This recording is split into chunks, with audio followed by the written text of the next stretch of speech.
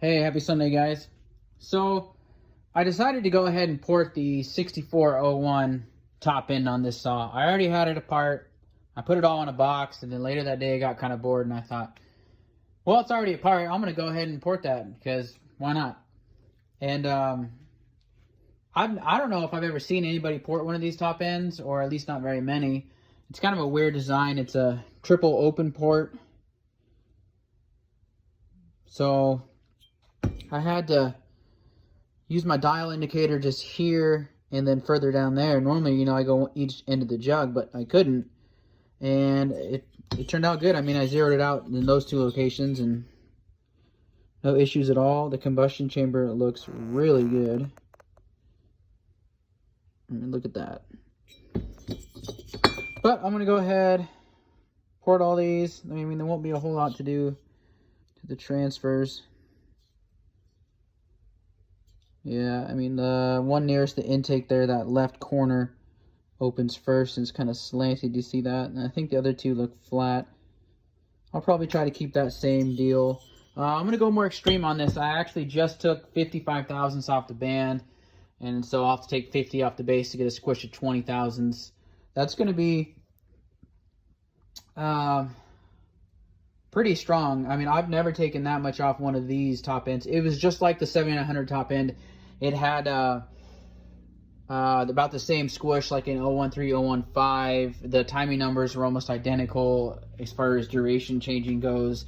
But obviously all the durations on this were down a little bit because it's only a 64cc saw. So, it was only a 107, 133 and a half, and a 74, which gives us a blowdown of 26 and a half, which is just like the other ones were.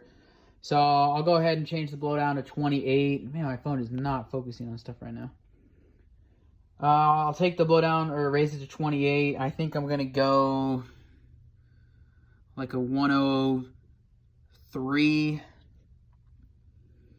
Keep blowdown 28, so whatever that makes that. And then I'm going to go wherever the intake lands to start and see what happens. Like I said, I took 55 thousandths off the squish, so 50 off the base, plus the gasket, so that ends up probably being more around like 70.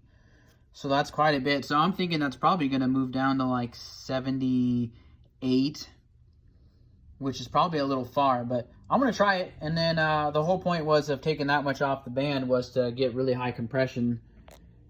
So I'm going to go ahead, see where the intake lands, do the rest. Hopefully compression's around 200. I think it will be. And then if I don't like that, I'm going to use epoxy to bring the intake back up probably to like a 77. Advance the timing. I'm going to put the regular coil back on. I don't know. The 272 coil, I think I kept putting it.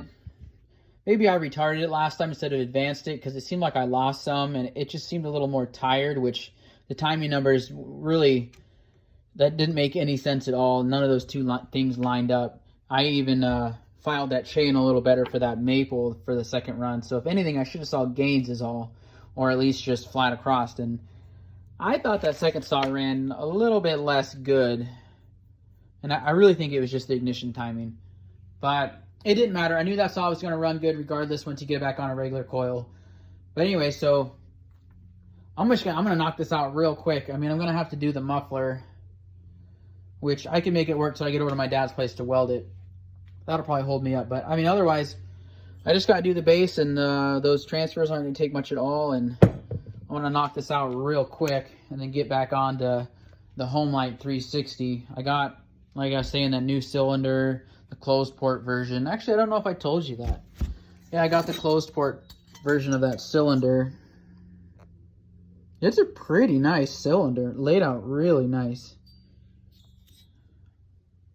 This is back when they made square ports, which they don't do anymore. I don't understand it. Okay, that's a little less square. But this is a brand new cylinder. The ports look really good. I think it's going to port pretty nice, not compared to the last one. And I'm going to use this, what is this, Little Red Barn piston, because these rings will actually give me some compression. Remember I had said that before, that the ring ends on that last situation left a lot to be desired. Actually, funny enough, another situation where that came into play, I had on that 7900, the second one, I had done, it came, I had bought an aftermarket piston for the guy. He wants what he wanted, and the ring it came with was literally about this short from the end. It was a little more than that. It was like this. I thought it was kind of weird. It fit on there fine. I've never seen that before, so I went ahead and tried to run it. It had like no compression, like none at all. So I took it out. I ended up having another ring. I found one, and it made good compression. So that was interesting. More reason why to think that. I think the biggest issue last time I ran it was just the compression just sucked still. I think it was 150, 145 or something. You know, you would have expected that to jump higher, and I bet you it will with that other piston. All right, that's enough rambling of me. Take care, guys.